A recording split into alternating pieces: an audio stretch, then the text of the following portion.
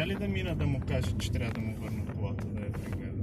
Айде сега ще мина. Нали не бързате? Да. Да го спра.